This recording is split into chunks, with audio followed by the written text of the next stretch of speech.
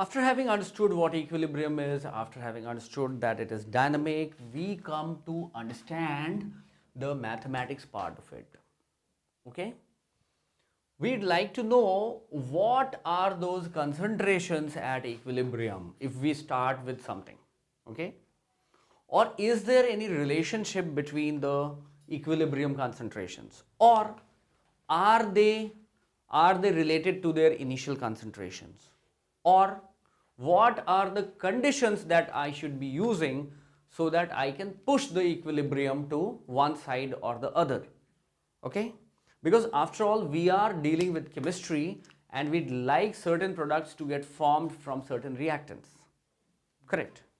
Okay, now after a lot of experimentation, it was finally settled that if you have an equation like this, where A and B, the reactants, are forming C and D, then at equilibrium,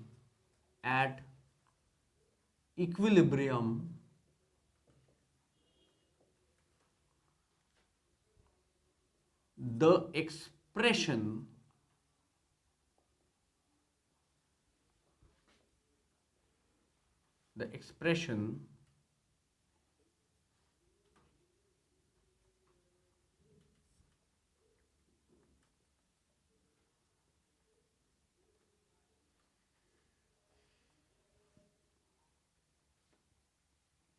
remains a constant.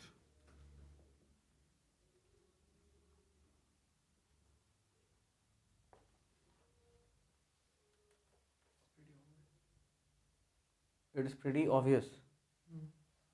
How is it so obvious? Because A and B are forming at the same rate that C and D are forming. Come on. Or That is not what it says. Okay? It is designated by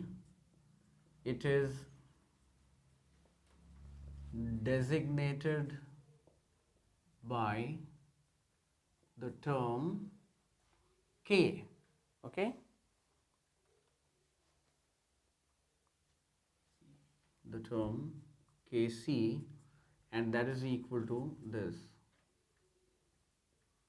Try to understand.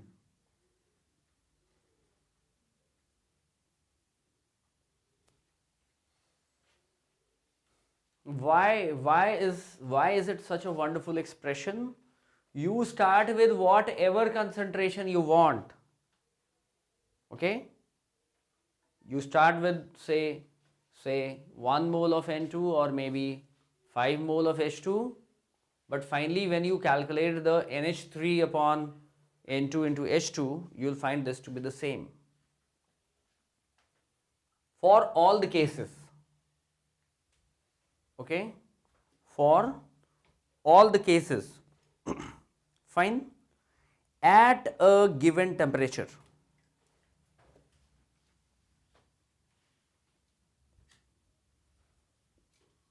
Means a constant at a given temperature.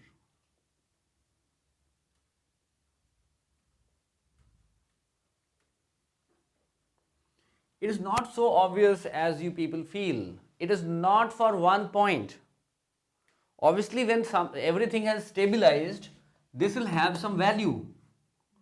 But it will have the same value whatever be your starting concentrations.